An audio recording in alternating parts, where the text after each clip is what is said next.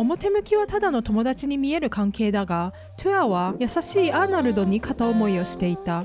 キスしちゃえとそそのかされ、トゥアはパーティー中に自分を酔わせるように酒を煽る。酔いに任せなければきっと踏み出せない一歩だったのだろう。皆さんこんにちは。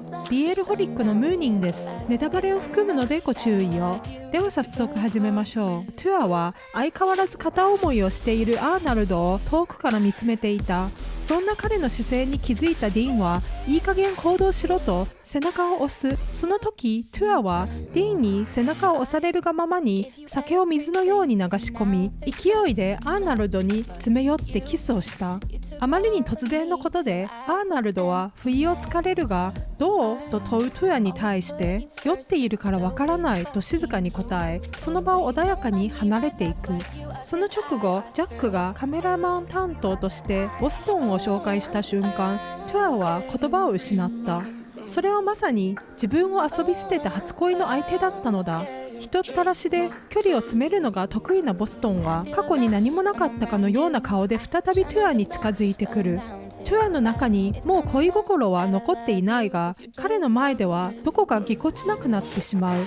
その不自然さにアーナルドはすぐ気づいた。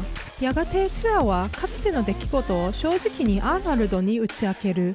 アーナルドはただ静かに聞き、必要ならいつでも自分を呼べばいいと穏やかに背中を支えるのだった。あの夜のキスも結局は2人とも酔っていたからだと深く追求することはしない。2人はその出来事をそっと胸の奥にしまうことにした。ボストンは以前トゥアと寝た時の写真を焼き増ししていた。トゥアがアーナルドを好きだと知っていて、それでも手放せなかった。すかさずトゥアを夕食に誘うが、トゥアは応じる様子もなく、アーナルドと楽しそうに TikTok を撮っているところを目にしてしまう。ボストンは静かに2人の間に割って入るように巧み始めたのだった。その後アーナルドとトゥアは演劇用コスチュームの材料を買いに出かけていた。そこで偶然アーナルドの高校時代の友人に再会する。かつて告白された相手で返事をしないまま関係がぎこちなくなった。だから友達とは付き合わないんだ。アーナルドの言葉はそのままトゥアの胸を突き刺す。自分は友達だからその先はない。始まる前に終わった気がした。トゥアは何も言わずその言葉を飲み込むしかなかった。ちょうど食事をしていた時、ボストンがアーナルドにモデルの仕事をオファーするメッセージが届く。アーナルドはトゥアの意見を尊重するというものの、友達という立場ではトゥアもそこまで干渉する権利など自分にないと思っていた。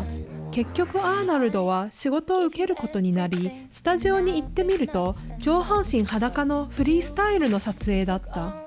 ボストンはその写真をわざわざトゥアに送りつけ、それを見たトゥアはいても立ってもいられなくなり、スタジオへ飛んでいった。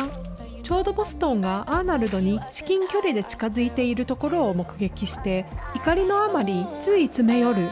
今度はボストンはトゥアのネクタイを自分の方へ引き寄せ、唇が触れるような距離になったその瞬間、アーナルドがトゥアを奪うようにキスをした。ずっと友達だからと言い続けてきたアーナルドはこの瞬間だけ感情が理屈を追い越した。後ろから割り込もうとする手を押し切ってそのままトゥアを連れ出す。言葉より先に体が動いた。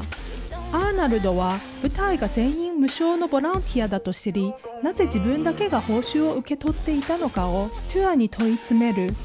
帰ってきたのはロミオ役に引き込みたくて時給があると嘘をついていたという告白で、その金も全てトゥア自身が払っていたものだった。自分は同情される存在だったのかと初めてはっきりと怒りを浮かび、そのまま振り返らずに立ち去る。その背中はもうこれまでと同じ距離には戻らない。その頃遊ぶ気なんて全くないトゥアは川辺から離れた場所でうつむいていた。するとそこへアーナルドが静かに現れる。これからは全部ちゃんと話してほしい。そう告げたアーナルドの声にはまだ少し複雑な感情が残っていたが、ちゃんとトゥアを許した。その言葉を聞いた瞬間、ずっと張り詰めていたトゥアの表情がようやく崩れる。そして2人は並んでみんなのいる川へ戻り、子供みたいに無邪気にはしゃぎながら思う存分水遊びをするのだった。その夜、大学生たちの野外パーティーは時間が経つほどどんどん騒がしくなっていた。アーナルド自身もかなり酔っていたが、それ以上に潰れていたトゥアを放っておけず、彼を抱えるようにして先にテントまで連れて行く。ようやく寝かせたところで自分の携帯を落としたことに気づき、再びパーティー会場へ戻ることになる。だがそこで偶然ディーンと鉢合わせしてしまう。ディーンは迷わずアーナルドの手を掴んだ。そして周囲の声も騒音も全部振り切るようにして無我夢中で走り出す。気づけば2人は静かな森の中まで逃げ込んでいた。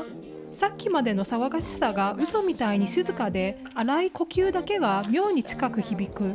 目を合わせたまま少しずつ距離が縮まっていき、このままキスしてしまいそうになった。